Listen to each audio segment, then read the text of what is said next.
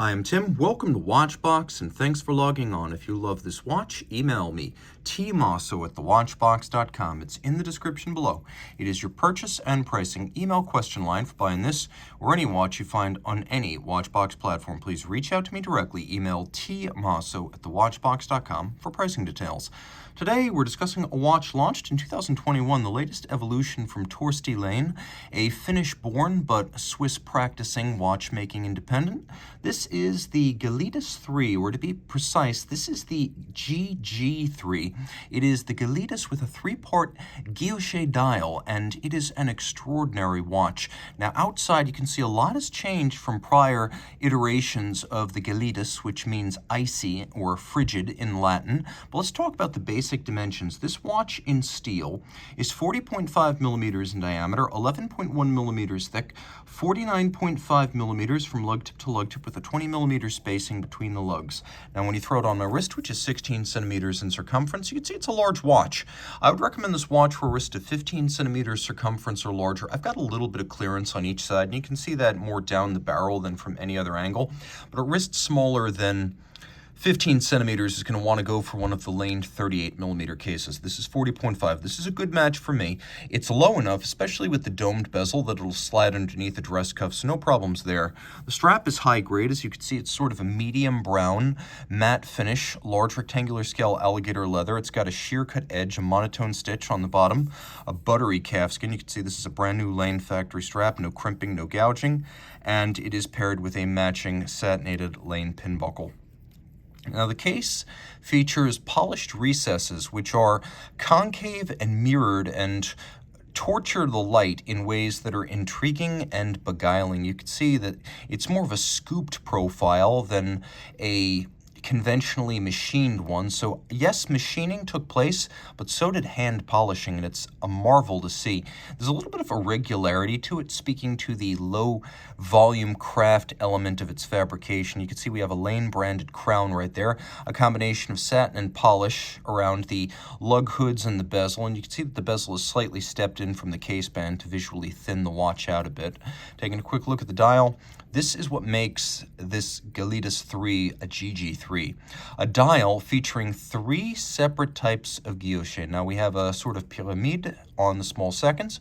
We have vague or wave for the center dial, and then a fish scale or queue de poisson for the hour track. And it is a formidable thing to behold. You can also see that there are sector rings, little chapter rings, or trenches in the dial separating the different patterns. There's a lovely blue dot matrix outboard that allows you to read the minutes with precision. And then we have fired hands and fired breguet style Arabic numerals, which have been placed manually on the dial. You can also see that the cannon pinion at center has been black polished, and then we have a hand finished Laine nameplate. It is a fantastic looking watch. And again, the difference between the Gelidus 3 and the GG3 is this extraordinary level of manual guilloche, the real reductive kind. This is not a stamped dial. The watch actually comes with a document attesting to the handcrafted nature of the dial and signed by the guillocheur who actually did the work. So a very, very special feather in the cap of an already extraordinary watch. The hands are sort of a hybrid alpha style. You can see they're exceptionally pinched at the center, so they have a ethereal, almost floating quality as they hover over the dial. Now turn it all over. Several different designs are available for this movement. This is considered to be the signature finish.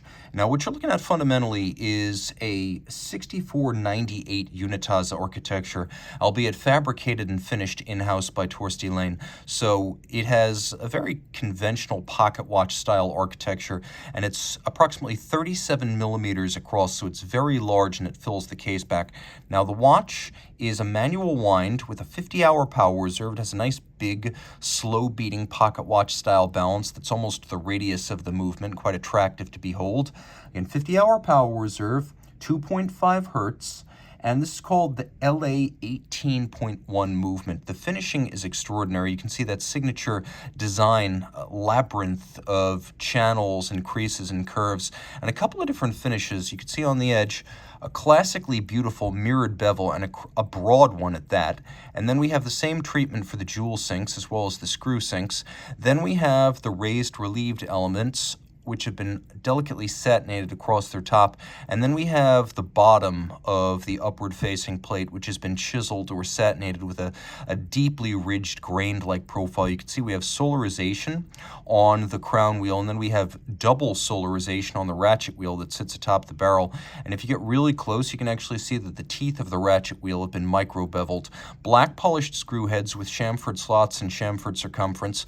Very laborious. You can also see that the bridge for the escapement underneath the balance, that has been satinated in its entirety. We have two steel bridges that sit adjacent to the balance. One is the balance cock that actually holds the oscillating assembly, and the other is the cock for the escape wheel. And you can see both of these have been finished with a diamond paste to give them a truly black mirrored finish on top. There's a little bit of fingerprint getting in the way here. There's actually no marks whatsoever on the movement. And you could see that the beveling on the steel parts is as exquisitely done as the beveling on the brass bridges. You can also see that the bevels come to sharp outward points here. That's very difficult to do, to bring two bevels cleanly to a sharp outward point. It is as impressive as an inward angle, and so it's nice that we have several of those sharp outward points on this movement. And all of this water resistant down to 30 meters, so standard dress watch water resistance. Although Torsti Laine is from Finland, you can see he practices in Gulloche, Switzerland, and he stopped at many fine manufacturers and August outfits before he finally settled and started building his own watches. So he brings all of that pedigree and then some. And you can see this is just a beautiful, conventional center wheel architecture pocket watch movement. The original 6498 and 6497 created for pocket watches, desk clocks back in the middle of the 20th century, and today beautifully filling the case back of this 40.5 millimeter watch, a very special sight to behold. Reach out to Team Mosso at thewatchbox.com for purchase and pricing details.